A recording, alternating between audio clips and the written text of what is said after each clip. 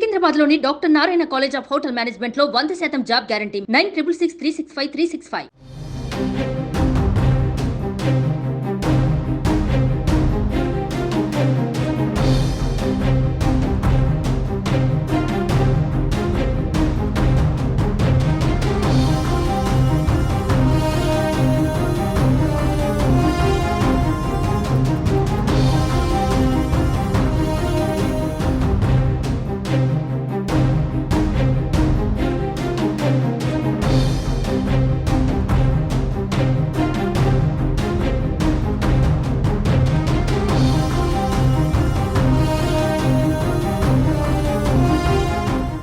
ఏపీలో కూటమి ప్రభుత్వం కొలువుదీరింది.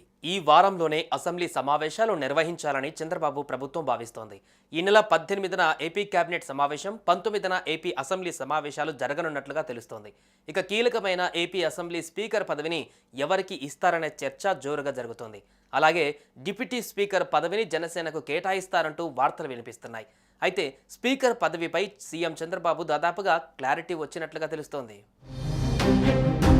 ఏపీ మంత్రివర్గ కూర్పు పూర్తయినా ఇంకా శాసనసభ స్పీకర్, డిప్యూటీ స్పీకర్ల ఎన్నిక జరగలేదు.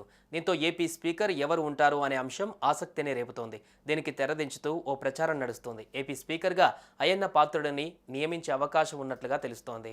డిప్యూటీ స్పీకర్ కోసం జనసేన నుంచి లోకం మాధవి పేరును పరిశీలిస్తున్నట్టుగా ప్రచారం జరుగుతోంది.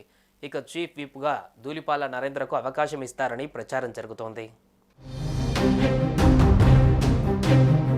ఏపీ శాసనసభ స్పీకర్గా నర్సీపట్నం టీడీపీ ఎమ్మెల్యే అయ్యన్న పాత్రుడును టీడీపీ దాదాపు ఎంపిక చేసినట్టుగా తెలుస్తోంది. దీంతో స్పీకర్ ఎన్నిక నోటిఫికేషన్ రాగానే ఆయన నామినేషన్ దాఖలు చేస్తారట.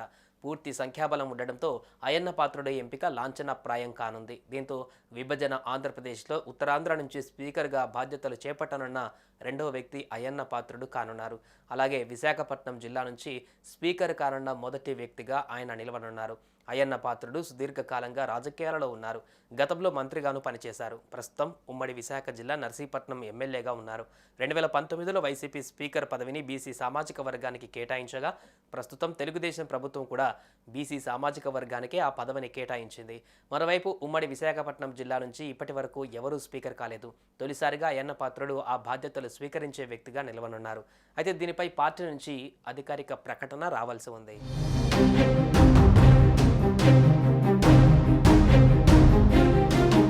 సుమన్ టీవీలో మీ పర్సనల్ అండ్ బిజినెస్ ప్రమోషన్స్ కోసం కింది నెంబర్కి కాంటాక్ట్ చేయండి.